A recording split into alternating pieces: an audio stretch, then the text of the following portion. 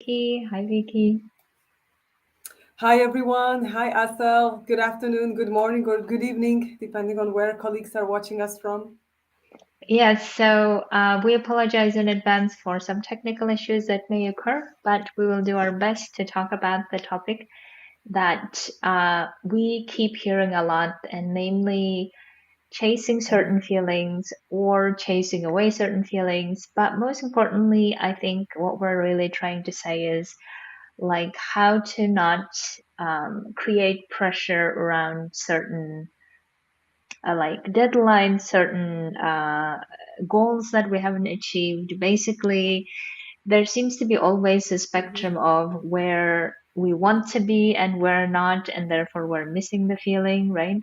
Or we are where we don't want to be and we're trying to get away the feelings that we want. And we will give you some examples.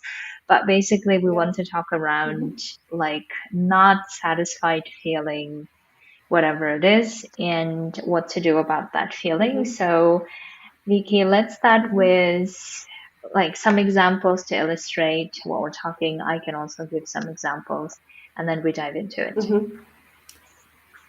Yeah. Yeah, thank you so much. And I apologize in advance. I might have some connection issues, but I will try to do my best and work with it. So, I mean, I think we all are realities and beings are about being or searching for some feeling. Most of the things we do them because we want to achieve some feeling. We want to feel at ease, we want to feel happy. And these are the feelings, then we search for the activities or for such events that give us this feeling, or we believe that they give us this feeling. Yeah. So that's why I think so many of the things we pursue and goals we pursue is in the belief that they will give us a certain feeling of satisfaction, happiness. But what we often turns out is that we chase certain things because we believe that gives us certain feeling, we get that feeling, and then the feeling, let's say, of happiness or satisfaction doesn't last long. So I would Yes. maybe start with this very frequent, I think, situation that I observe. I think many of us observe that that we search for something, and then there is a little bit of disappointment when we get there. Yes, exactly. So I was thinking also about like where this might be coming from. And a lot of us, I think, have this experience of we used to believe in the past maybe that if we behave this way or if we get the good grades, then we will feel successful. We will feel this way. If we get the position that we desire, then we will feel this way. And then we get there and then we start searching like, wait a minute, where are the feelings that I have been promised? Right. And those feelings are not always there, or maybe they were there in the beginning when, especially when the excitement is high, or when we just arrived at that position. And then as soon as the challenges come up, or as soon as a lot of other things come up, then we feel like we don't have those feelings anymore. And therefore, we start either making that a problem, right? We say, oh my God, I should be happy, or I should be fulfilled. I should be making the difference and I'm not, and now what's going to happen and I need to fix it, or we start even exacerbating that feeling of not satisfaction and we get even further into disappointment, and then we start getting into this like either or extreme kinds of things, right? So these are the things, the topic that we're talking about, where we feel like we're not really like where we want to be, or we are not really arriving where we want to be, and then this feeling that somehow like slips away from our hands, and then we want to like keep going afterwards and somehow never come to that. So Vicky, the way that I was thinking that how we can help our viewers to deal with such situation is one of the main things that have helped for me is accepting that no matter where we are, no matter where we go, there will be the feelings that we love feeling, and there will be the feelings that we're not gonna like feeling, but they're probably going to be part of it. And we need to accept that this is part of life, and we will have both feelings, the ones that we like and the ones we don't like. And I think that's where I would start the conversation around what if that is okay, that we will feel both of them. Oh, I sorry. Let me get Vicky. Okay, Vicky, you're back. Okay, so I in case dropped. you, Yes, no I'm problem. back. Yeah. Yeah, in case you didn't follow, so the first response that I would give to people is when they're like in this mode of chasing, or in this mode of I need to be feeling this way and I'm not feeling.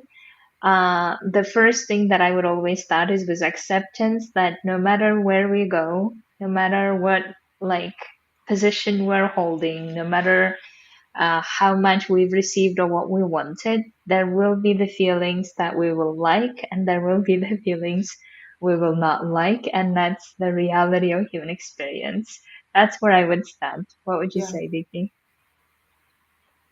Yeah, yeah, absolutely. And I hope you can hear me. Mm-hmm. But yes, as you say, we often chase to get rid of feelings that are not convenient. But very Yeah. often, these feelings that we feel that are not convenient or are not pleasant are actually giving us a very good lesson, something that we need to learn from. So, as you are saying, reaching a goal, going towards something, there will always be feelings. You will always have feelings that we are not that are not pleasant, but these feelings always teach us something. So I think it's important. I think there is a name of a book or a sentence I once heard, like, feel the fear and go through it anyhow. I'm not saying that this is applicable to all situations, but I think this is really important to go through the feeling and experience it, and learn from it. What is it trying to tell me beyond it is only unpleasant, or what is it trying to tell me? Because there will always be some sort of unpleasant situations that or feelings that will arise as we are going to toward. Yes, exactly. I think we heard Vicky's message, and hold on, she's back. Okay, Yeah, I Vicky, you're back? apologize No really problem. for this connection. This is where Yeah. we are. So continue. I think we heard your message, but in case you had something else. No, no, that's all, I suppose. I don't know how much you heard, but maybe better if you continue talking, and I'll try to jump in when I have a opportunity. Thank Okay, you. great. So the first one we said is the acceptance of that feelings that we like and don't like will come up. So work on that acceptance first. The second that Vicky beautifully mentioned is that there are a lot of lessons of the feelings that we don't like. So we better get to it and learn from them instead of being afraid of them. And I think that's an amazing lesson that I have learned also in my journey. And the third one is I think we need to also recognize that the feelings that come up, we don't always need to react to them. We don't always need to like make them problem.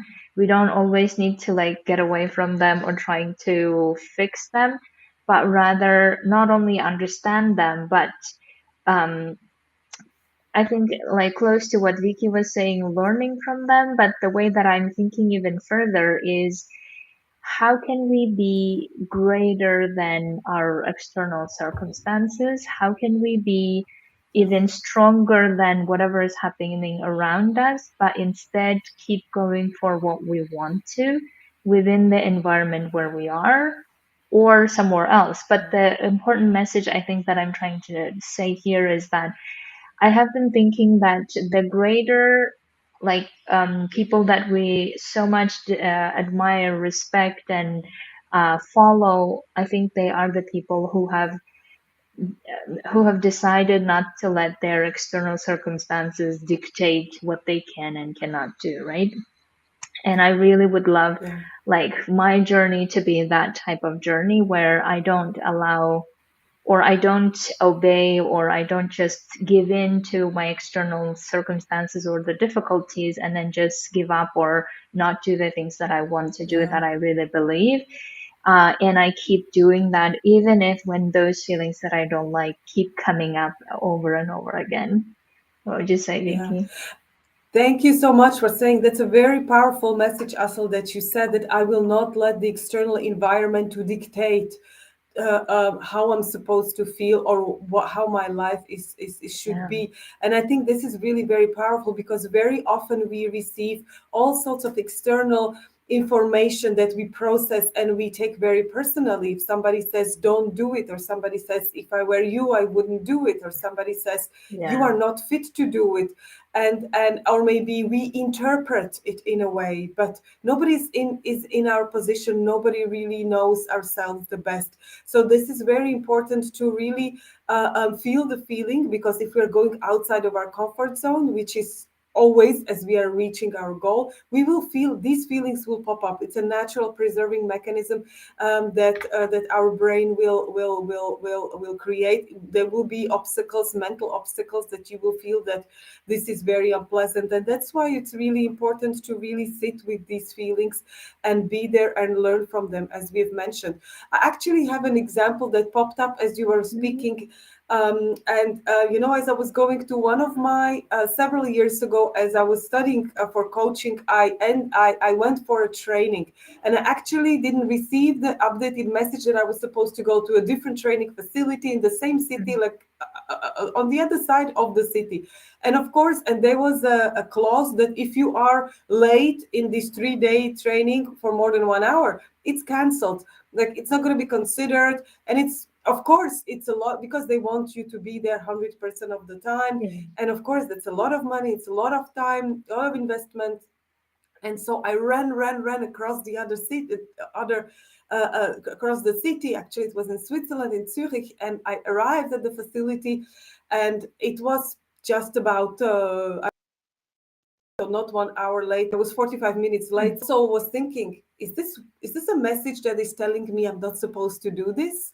And the mm, coach, it was a coaching session, of course, was telling me, what do you think? mm, Interpret this for yourself. yeah, See, it really depends how we interpret these events that are happening to ourselves. Do we yeah, take it like, oh, okay, next time maybe search for more information, or do something, or do you interpret it in a fearful way yeah, that will then always turn out to be not the best thing? When we take decisions out of fear, they will fix short-term problems, but not the mid and long term. So I yes. thought that I love that. example. Yes. And I wanted to give specific also directions to people who have asked me these type of questions where they said, I am not really where I thought I would be by this time, and therefore the feeling that I think we have is like I'm not really feeling very successful because I'm not in the next evolution of my growth, right? So, whatever that position, next position that you're going for, and you feel like you're not really there where you're supposed to, and therefore you have this feeling of feeling behind or feeling not really there where you want to. If this is the specific circumstance you're in, you can also ask yourself, what do you think or what do you believe where you are supposed to be? So whatever the next thing is, and then ask yourself, why did you think you were supposed to be there, right? Because oftentimes I think we have this feeling that I have this like so often lately that, oh, I was supposed to have done this by now, or I was supposed to have learned it by now. Why is this Yeah, happening to me? I'm not like, I must not be good at this, XYZ. And then I just get into this downward spiral that is really not helpful. And I have been like working through a lot of this lately, and therefore I realized that somehow our brains always have this idea of this is where we're supposed to be by this. Like, especially I hear from people who say, yeah, well, by 40 I thought I would be XYZ, right? Or by 50 I thought I would be da da da. and I'm not, and then we just beat ourselves up for it and keep Yeah. adding more feelings we don't want to have. And if you are in that Yeah. space, like, be gentle with yourself and ask this question of, why do I think I was supposed to be there, and why do I keep beating myself for not being there? And what are you Yeah. going to do now? Is that really the way to go to beat yourself up to go to that level, or another way is more appropriate that will get like help you uh, be more energetic and more like enthusiastic about going to that place, instead of keep beating yourself to say that I should have been and I'm not, and I was supposed to and I'm not, and now, and creating a lot of drama around it. Yeah. Yeah, Vicky, you want to add anything to this? No, I think it's an important statement that you are saying, because if we are beating ourselves up, that only is going to lead us to a very negative inward spiral of emotions that actually, if I'm beating myself up, I'm saying myself I'm not good enough. If I can't accept the situation in which I am, it's going to make me feel even worse. So I think the self acceptance of where I am right now, the journey starts there, to accept that, okay, I am here right now. And what do I do with it? Yeah, What do I do with it right now? What do I get? Maybe it's time to reflect that maybe what I set myself for myself before, well, do I still want that? Or maybe I still want to adjust.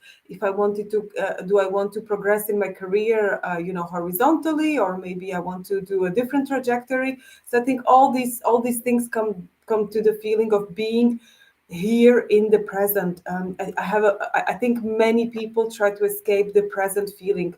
It's yeah, difficult to be in the present. Like, I can't handle my emotions in the present, so I need towards something, some goal, yeah, being somewhere, being on the device, just not being here. And being yeah, here with my emotions actually is a very important lesson. Gives you a yeah. lot of learning. Yes, absolutely. So therefore, notice that feeling behind is actually going to generate more feeling behind feeling, and that's just like very Yeah, strange to say it, but that's a tested experiment, you all. I have had so many in the past where I kept feeling behind, and then that kept generating a lot more stress and a lot more like work that I was trying to do to get to compensate for where I wanted to go, and then feeling exhausted by the time I went to where I wanted to go, and then realizing, oh my God, is that really how I could have done it? Or I could have done another way, where I just decided, okay, I'm no longer wanting to feel behind. I'm where I'm supposed to be. And whatever my brain has an idea where else I was supposed to be and I'm not, that's just, I don't know, like perfectionistic expectation or whatever the way that you call it. And that's good to know, but that's not a reason to beat ourselves up and keep yeah, like expanding that feeling behind. But instead, let's get in charge of, okay, this is where we are. This is the circumstance we're accepting. Now, from where do we want to go, and what are we going to do about it? That will be more empowered and powerful feeling that you may have. So, Vicky, the other thing that I think I have heard in this context of feeling behind is the like some colleagues, humanitarians keep talking about deadlines and like never ending deadlines, and how we keep feeling behind in that sense, right? So feeling of yeah, always like responding to this deadline, and this deadline is over the next deadline, and then or yeah, deadline could be even other like demanding tasks, whichever the way that you are struggling with currently, and you keep yeah, having this feeling of, oh my God, I'm never like on time to, or I think the feeling that many humanitarians want is not even maybe on time, but more like being in charge of, I am doing this and I'm doing this well, instead of just keep rushing from one thing to another, from one thing to another. And in this case, what are the ways that we can specifically help them to address those feelings? What would you say? Yeah. Yeah, I think what you're mentioning is really a super recurring problem. I have never, I've never heard a humanitarian who didn't have deadlines and who didn't feel overwhelmed, at least at some period of her or his or their life. And I think it's a double-edged, I would say, sword, because on one hand, it has a lot to do with how we set our limits, and how we set our limits to say, okay, this is how much I'm willing to do, and this is how much I can have on my plate. But Hmm. whatever is too much is really, I need to communicate this, that I cannot do more than that. On the other hand, I think we need to also recognize the certain culture in humanitarian organizations, which is such that we can never say this is too much. We can often, and I know this is changing. I know this is not to be applicable to every organization, but I know in many organizations still the culture of heroes, the culture of you're helping people, so there are no limits. You have to work many hours, and this culture, organizational culture, unfortunately, is still present. So I wouldn't want to put all the burdens on individual and setting boundaries, because I think there is work to do both on organizational and systemic Absolutely. level, but also on individual level. I don't Yes, know how you see absolutely. this. Absolutely. I agree. And I think a lot of the times maybe we get even more discouraged by how we may not be able to change the systemic issues or the organizational Yeah, culture, right? And therefore we add additional pressure of, okay, the situation around me is not going to change. I keep feeling this way. No one is there to help me, and then feeling even more powerless. And in that situation, I would yeah, really suggest that you separate things, right? So you separate the systemic and the organizational culture and the problems as a side, because things that we can't control, we can't do anything about it. And I really feel like there is no reason for us to continue like feeling powerless about the things we can't control. yeah, So therefore, the part that we can really think about is what is it there that we can control and do something about it. And in that case, it's actually the deadline in front of us or the task in front of us and how we're feeling.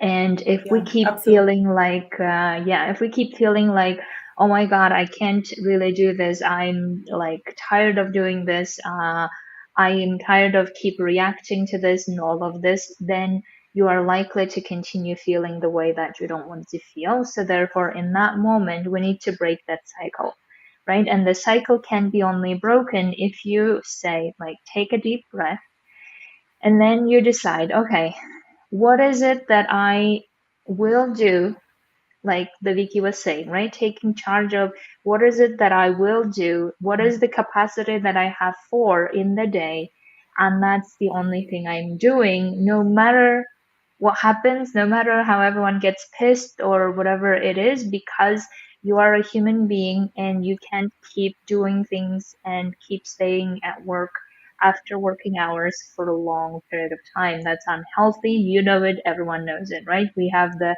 physiological limitations, we have the Yeah, biological limitations, all of this. So therefore, we can only do certain tasks in the day. So that's why decide what amount and how many you can do in a day and focus on that and remove everything yeah, else. And then if everyone else is upset, let them be upset. We can't like please everyone yeah, either. And then yeah, finish those feeling like you are in charge. And that's the feeling we need to generate more, that you are actually in charge of your schedule in that moment or the deadline you're going to work on, and work on that only. yeah, That's yeah. it. And that's very important what you're saying. And I remember coaching a few people around that. And we tend to think, and that's the pleaser, the people pleaser in some of us, is that we can't say no. But I would like to say two important things to this. Every good leader and supervisor will recognize that, okay, this is the amount of tasks that you we agree on, this is too much, so I'm putting it aside. But also, if you stand up for what you believe, and if you say that, okay, this is the amount of things I can do, this will have to be deprioritized or put on for next week or whatever.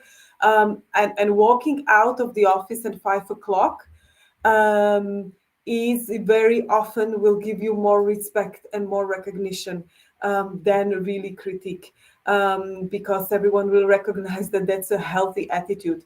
Again, there might be exceptions, but I really have seen and I coached colleagues really on this, where they really started empowering themselves, giving themselves more Yeah. power over their lives, and walked out, and out of 5 o'clock or 5:30, I don't know what it was, and really started regaining control of our lives. Sometimes we tend to think it has to be either or, that are two extremes, Yeah. but it's very often just something smaller that will put really a much better quality of life and will allow you to be present. Yeah, exactly. And I have also seen some colleagues do this in the way that they schedule something that they consider very important after working hours or immediately after. So they have another commitment they go to, right? So that you Yes, no longer yes, use any other yes, excuses or any reasons for not absolutely. going home on time if you wanted to. And therefore, there are lots of ways that you can decide how to maneuver it, but it's important that you don't continue that cycle of, oh my God, I can't really do anything about it, or I keep feeling behind, and it's never that we get on top of things. And if we keep like regenerating that feeling, you just get used to that feeling, and therefore you will not be able to break that cycle unless one day you just say, this is enough. Let's make some decisions Yeah, and let's prioritize certain things and let's just focus on those no matter how others feel. And then the more you do that type of work, the more you create for yourself this feeling of in charge, the more you feel energetic to be doing it and also finishing on time and then going home if that's what you are prioritizing. So I think we have talked a lot about the feelings that we like and feelings that we don't like and what to do about them.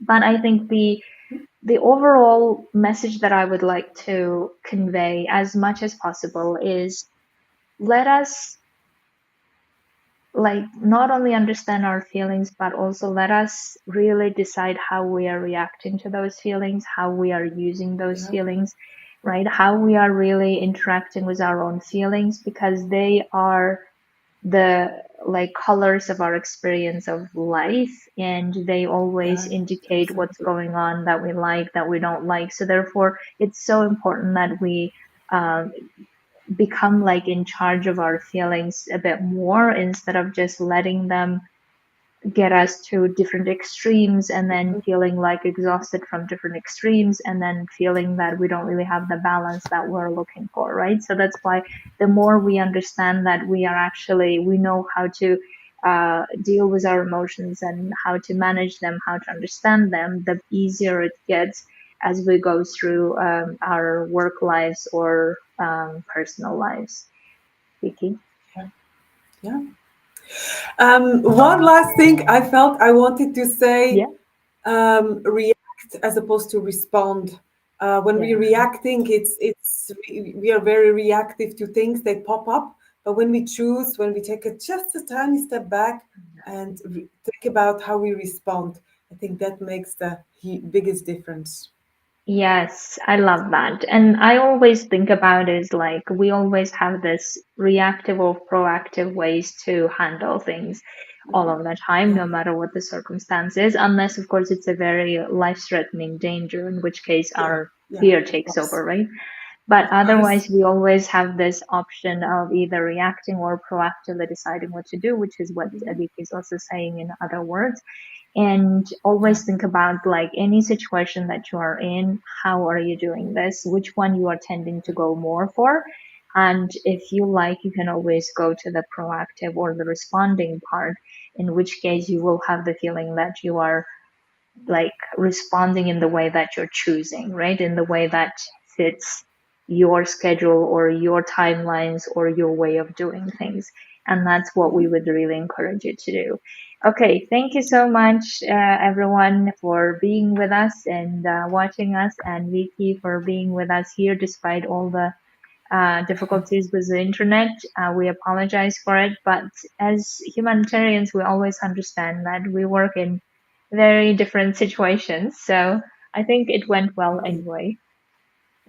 Yeah, thank you so much, Asel. Thank you, everyone, and look forward to seeing you next week. Yes, see you next week. Have a beautiful week. Bye bye. Bye bye.